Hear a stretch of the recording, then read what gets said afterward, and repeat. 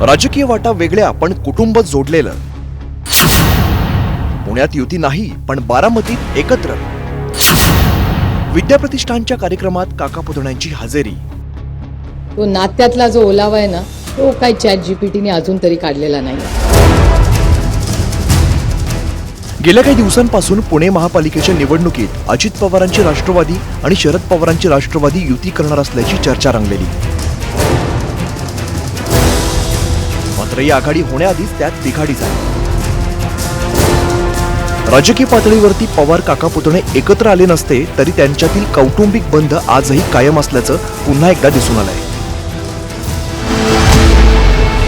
त्याचं झालं असं की अदानी उद्योग समूहाचे अध्यक्ष गौतम अदानी बारामती दौऱ्यावरती होते.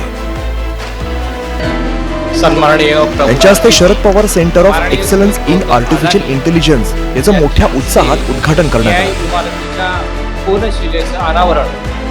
अदानी यांच्या सोहळ्यासाठी संपूर्ण पवार कुटुंब एकत्र आल्याचं दिसून आलं. गौतम अदानी यांचं बारामतीत आगमन होताच रोहित पवार आणि अजित पवार यांच्या स्वागतासाठी दाखल झाले होते. आमदार रोहित पवार यांनी स्वतः गौतम अदानी यांच्या कारचं सारथ्य केलं, तर त्यांच्या बाजूला उपमुख्यमंत्री अजित पवार बसलेले होते. या गाडीतून अदानी विद्या प्रतिष्ठानच्या संकुलात पोहोचले. यावेळी राष्ट्रवादी काँग्रेस शरद पवार पक्षाचे अध्यक्ष शरद पवार, खासदार सुप्रिया सुळे, राज्यसभा खासदार सुनेत्रा पवार आणि कुटुंबातील इतर सदस्य अदानींच्या स्वागताला हजर होते. यावेळी सुप्रिया सुळे यांनी सुनेत्रा पवार यांना गौतम अदानी यांचा सत्कार करण्यासाठी पुढे केला, तर अदानींनी खाली वाकून शरद पवारांना नमस्कार केला. यावेळेला अजितदादांनी आपल्या खास शैलीमध्ये खासदार सुप्रिया सुळे आणि सुनेत्रा पवारांचा उल्लेख केला. यानंतर उपस्थितांमध्ये एकच हशा पिकला. सन्माननीय उद्योगपती गौतमजी अडानी, सौभाग्यवती प्रीतीजी अदानी, दोन्ही खासदार सुप्रिया सुळे, सुनेत्रा पवार,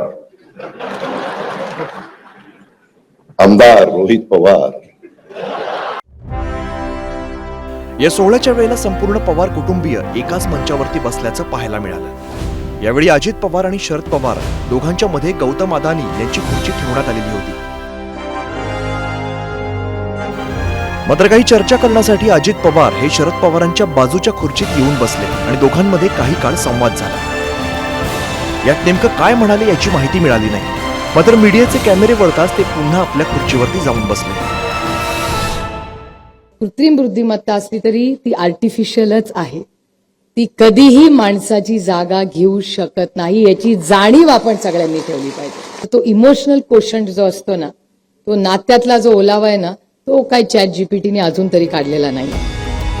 ज्या अदानींना काँग्रेसचे राहुल गांधी सतत विरोध करत असतात, मोदींसोबतच्या मैत्रीवरून टीका करत असतात, त्या अदानींसाठी पवार कुटुंबाने रेड कार्पेट घातलेलं पाहून मवियातील मित्रपक्षांनी काय प्रतिक्रिया दिली आपण बघूया.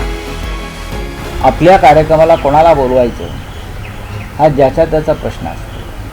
त्यांनी गौतम अडाणींना बोलवलं असेल आणि त्यासाठी पवारांचं अख्खं कुटुंब, ज्यांनी पक्ष फोडला ते अजित पवार सुद्धा उपस्थित असतील, तर तो त्यांचा व्यक्तिगत प्रश्न आहे. पवारांचा पक्ष फोडण्यामध्ये गौतम अडाणींच्या भावाचा सहभाग होता अशी माझी तेव्हा माहिती होती.